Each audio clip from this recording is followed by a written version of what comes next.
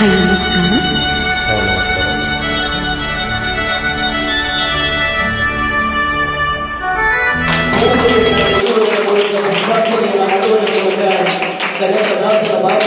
ಪೂಜೆಯನ್ನು ನೀಡಿರ್ತಕ್ಕಂಥ ಎಲ್ಲ ಅತಿಥಿ ಮಹೋದಯರನ್ನ ಮಗವೇ ಜೋರದ ಚಪ್ಪಾಳೆಗಳಿಗೆ ಧನ್ಯವಾದಗಳನ್ನ ನಾವೆಲ್ಲರೂ ಕೂಡ ಸೇರಿ ಸಲ್ಲಿಸೋಣ.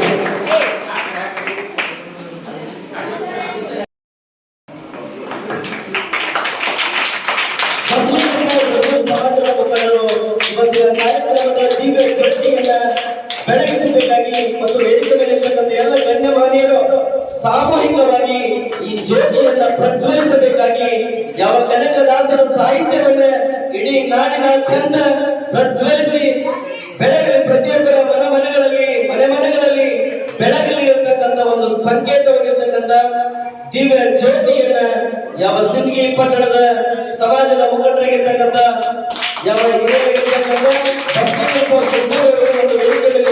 ಎಲ್ಲ ಅತಿಥಿ ಮಹೋದಯರು ಈ ಸಾಮೂಹಿಕವಾಗಿ ಜ್ಯೋತಿಯನ್ನ ಬೆಳಗಿಸಬೇಕಾಗಿ ನಾನು ಅಲ್ಲಿ ಕೇಳ್ಕೊತಾ ಇದ್ದೇನೆ.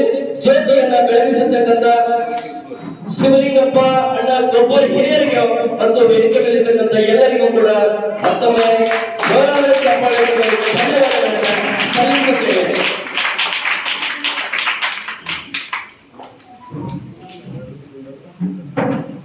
ಜನಸಂಖ್ಯೆಯ ದೃಷ್ಟಿಯಿಂದಾಗಲಿ, ಶ್ರೀಮಂತಿಕೆಯ ದೃಷ್ಟಿಯಿಂದಾಗಲಿ, ಇತಿಹಾಸದ ದೃಷ್ಟಿಯಿಂದಾಗಲಿ ಯಾವುದೇ ಸಮಾಜಕ್ಕೆ ಎರಡಿಲ್ಲದ ಸಮಾಜ ಹಾಲುಮತ ಸಮಾಜ.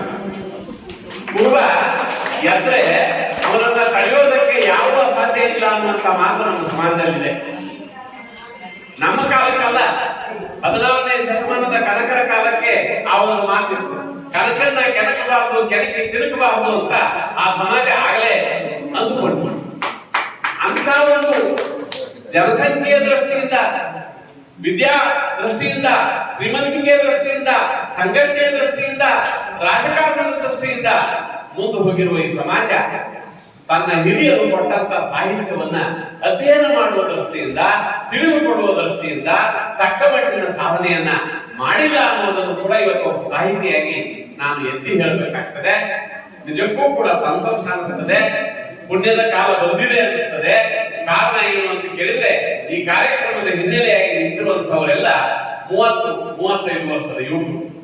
ನಿಸ್ಸಂಶಯವಾಗಿ ಇವರು ಇನ್ನು 25 ವರ್ಷಗಳ ಕಾಲ, ಇನ್ನು 30 ವರ್ಷಗಳ ಕಾಲ ಈ ಸಮಾಜದ ಮೇಲಿನ ನಾನು ಈ ಸಮಾಜದಲ್ಲಿ ಹುಟ್ಟಿದ್ದೇನೆ ಎನ್ನುವ ಅಭಿಮಾನದಿಂದ ಅವರು ನಿಸ್ಸಂಶಯವಾಗಿಯೂ ಕೂಡ ಕನಕರ ಸಾಹಿತ್ಯವನ್ನ ನಮ್ಮ ನಾಡಿಗೆ ಪರಿಚಯ ಮಾಡಿಕೊಡುವ ಕೆಲಸವನ್ನು ಮಾಡ್ತಾರೆ. ತಾಲೂಕಿನಿಂದ, ಪ್ರತಿಯೊಂದು ತಾಲೂಕಿನಿಂದ 10 ಯುವಕರನ್ನ ಕಟ್ಕೊಂಡು ಕನಕರ ಸಾಹಿತ್ಯವನ್ನ ಕರ್ನಾಟಕದುದ್ದಕ್ಕೂ ಅವರು ಹರಡಿಸ್ತಾರೆ. ಕನಕರು ಬರೆದದ್ದು ಬಹಳ ದೊಡ್ಡ ಸಾಹಿತ್ಯ.